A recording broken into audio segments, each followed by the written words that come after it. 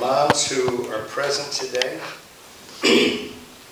Over 350 years ago, an English nobleman named Anthony Ashley Cooper said, "Give me a generation of Christian mothers and I will change the face of society." Now, what Cooper understood is that the way to change society is by changing the home. Home is the most important institution in the world. And my goal today is to try to encourage you moms in your work in the home and hopefully to equip you a little bit to do that better. With that in mind, let's read our passage from the Bible this morning. I'm reading from 2 Timothy chapter 1, verses 3 through 5. Paul writes to young Timothy, who was a young pastor. He said, "I thank God, whom I serve with a clear conscience, as my ancestors did, when I constantly remember you in my prayers night and day. Remembering your tears, I long to see you so that I may be filled with joy. I recall your sincere faith that first lived in your grandmother Lois and in your mother Eunice, and now I am convinced is in you also." Our key verse this morning is verse 5. "I recall the sincere faith which first dwelt in your grandmother Lois and in your mother Eunice, which I am convinced is in you now also." Paul is saying that Timothy's grandmother and mother helped instill faith in God in him. And that is your assignment in the home from God. And you do it by your example, you do it by your instruction to model and to teach faith in God. Let's look first at your example. Is there anything that matters to a child more than our examples in the home? I saw a little cartoon recently. It had a parent lamenting and she said, "Kids are hopeless. You educate them, you send them to church, you give them advice, and what good does it do? They still end up just like us." Well, that's kind of true, isn't it? Not always, but often true that our kids end up just like us. Kids are great mimics. They learn by watching and by observing, and they're like little camcorders. Everything that they see, they are recording in their little minds. And sometimes it can be little small things, and sometimes it's big, big things. A few weeks ago after the service one day, we have bottled water in our refrigerator in the kitchen. And so after the service, Adelaide came up to me and asked if she could have a bottle of water. So I said, sure. I took her back there to the kitchen and I opened the refrigerator. And I didn't realize it, but we had two different kinds. We were toward the end of one flat of water and the beginning of a new one. So we had two different types in there, Nestle and Crystal Geyser.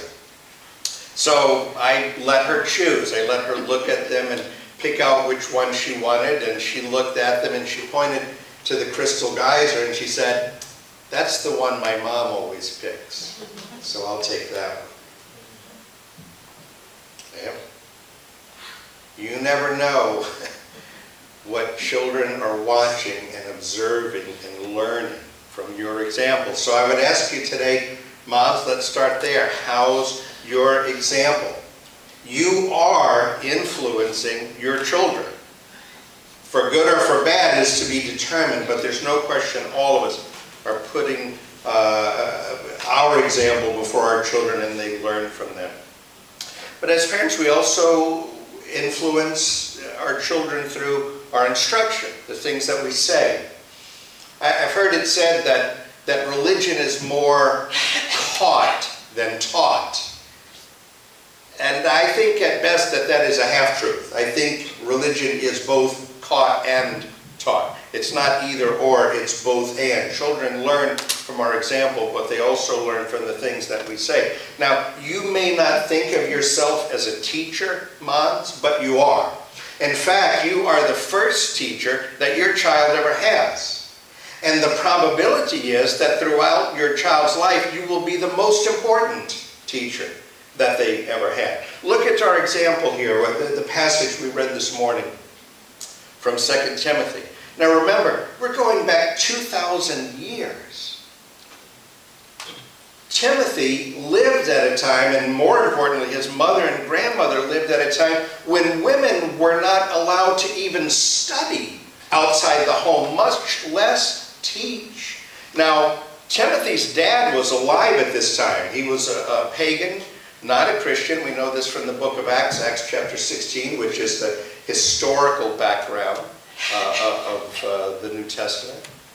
We know that he was alive, but it was Timothy's mother and a grandmother who taught him at a time when women were not allowed to teach. And it's interesting that when Paul talks to Timothy, and he's really, the purpose of writing this letter is Paul is an old man at the time he wrote this letter. Not only near the end of his ministry, but near the end of his life.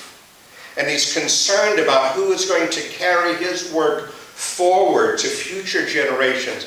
But he begins talking to Timothy not about the future, but about the past. And he talks to Timothy not about what he learned in seminary, but what he learned in his own home from his mother and from his grandmother. The religious upbringing of your children is more important now than it has ever been, because in most ways that matter, your children do not live in the same world you lived in. They are not growing up in the same world you grew up in, and they live in a world that is far more difficult than the one you were raised in. Now, I'm not talking about in terms of manual labor. I saw some pictures on the internet this week of little 5- and 6-year-old children back 100 years ago who were working in factories back then. I understand that in former times, life was more difficult in terms of physical labor. I get that. But in terms of culture and society, the negative influences on your children, they grow up and are growing up in a world that is far more complicated, far more difficult than the world we grew up in. Think about it for a moment. The influence that your children get from television. Is television better today or worse today? Worse. Movies. Better today or worse? Music. You would not know it to look at me, but I have been educated over the last 5 to 10 years in hip-hop by my teenage neighbor who lives across the street. I know more about hip-hop music than I ever cared to learn.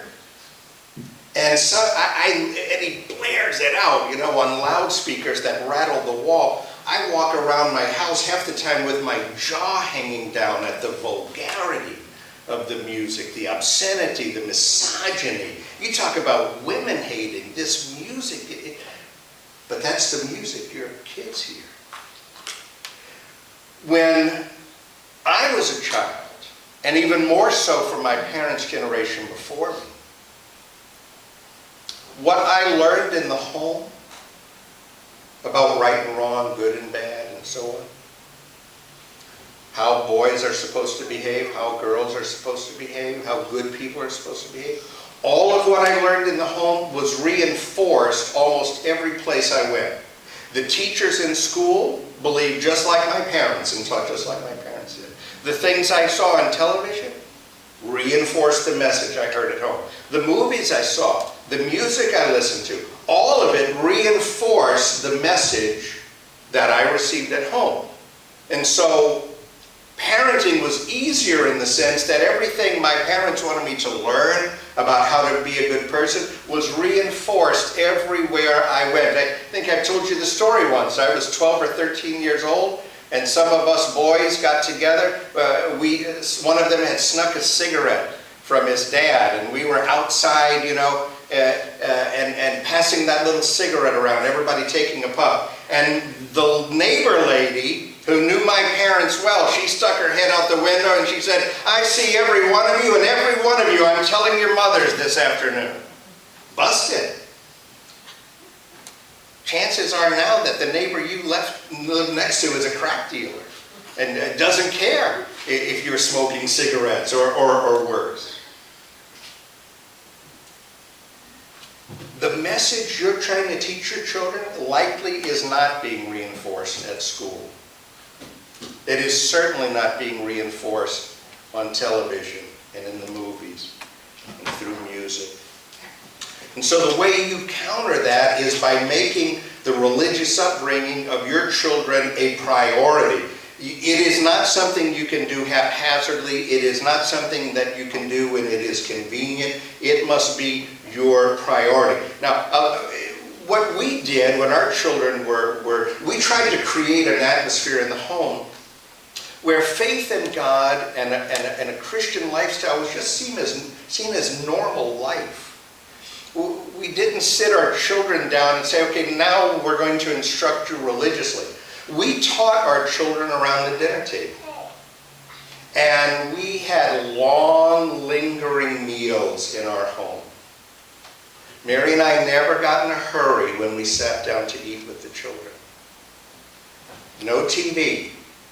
And today for Mother's Day, that's not how I grew up, by the way. In our home, when I was growing up, we ate with the TV on. And that was Mary who insisted on that very early on, no TV while we're eating dinner. What a wise, wise choice that was. It wasn't so much the era of cell phones back then, but no distractions. We ate, we put the food on the table, we sat there and we talked. The kids told us about their day. Situations came up where they needed help, we talked about it. Not with the heading of this is religious instruction. This was just life. This is life. This is how Christian people respond to life, to the challenges of life, and so on. You cannot do that in a hurry.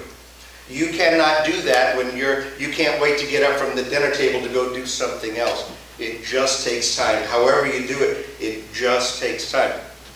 But the church also has a role in this. It's not just you working by yourself, it's church and home working together. And I used to tell Lisa this all the time. Part of the importance of having your children in church and you being in church with them is that church reinforces the messages that you're teaching. You remember I said that all of the messages that used to be reinforced generations ago throughout society are now not being reinforced? Well, church still does that. And so what you're teaching your children about right, wrong, good, and bad, and so on, church reinforces those messages. You are raising your children in a culture that is increasingly antagonistic to Christianity. And the only place that they're being exposed to Christian culture probably is in your home and in the church. Now, you can't believe for your children.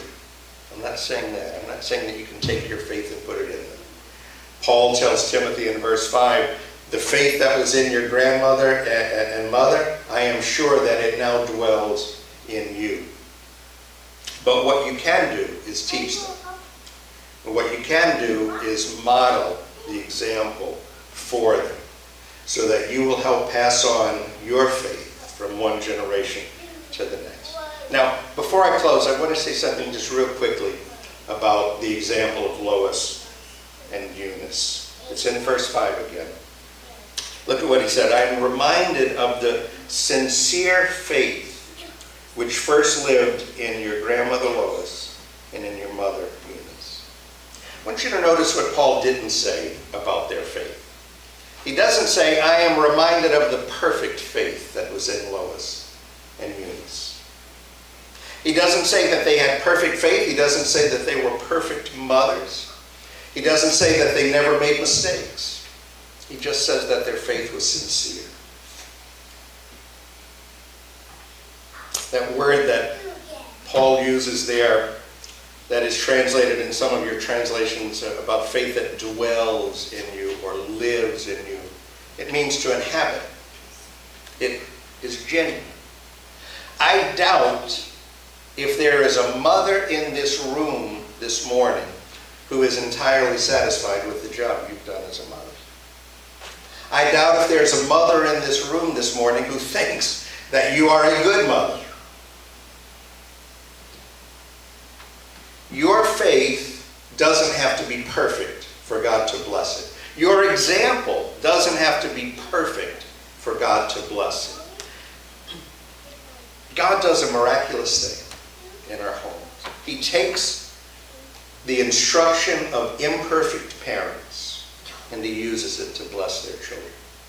He takes the example of imperfect parents and he uses it to instruct our children. He does it when our faith is sincere and genuine. It doesn't have to be perfect. It doesn't have to be the best that ever was. It just has to be genuine. And moms, when you will do that, you never know what God is going to do through your words and through your example. I read 2 Timothy today. It's one of my favorite books in the New Testament. And I can't help, when I read it, I can't help but think about Lois and Eunice. These women who lived in a time when women were not allowed to study, were not allowed to teach. But who was the profound influence in Timothy's life? His mom and his grandmother. I was thinking back to another time this past week. Another boy raised by an uneducated mother. In 1809, a young boy was born in a log cabin in Hodgenville, Kentucky. Born to a man named Tom and his wife, Nancy Hanks. When they married, Nancy Hanks took the last name of her husband. Now, Tom and Nancy Lincoln lived at the edge of the American frontier at that time. When their son was just a boy under the loving care and tutelage of his mother, their son began to learn the great stories of the Bible and the great moral teachings of Christianity. Now, Nancy was not an educated woman, but she taught that little boy faithfully.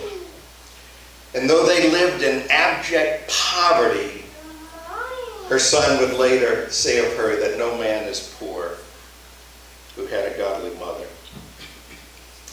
One day in 1818, Nancy took sick and died. She died of what was known back then as milk sickness. It was when someone drank the milk of cows who had eaten the poisonous snake root. Her son was 9 years old. And together, her husband, Tom, and that young boy went out on their own property and cut down a tree and built a coffin for her from lumber from their own property, and they buried her there on the property. Nancy Lincoln was only 34 years old when she died. Her son was only 9. I pulled down one of the books from my shelf, one of the books about Abraham Lincoln this week. I was looking at the picture of the Lincoln Memorial in Washington, D.C. There's an inscription on it. It's on the back of the statue. And I copied down what the inscription says.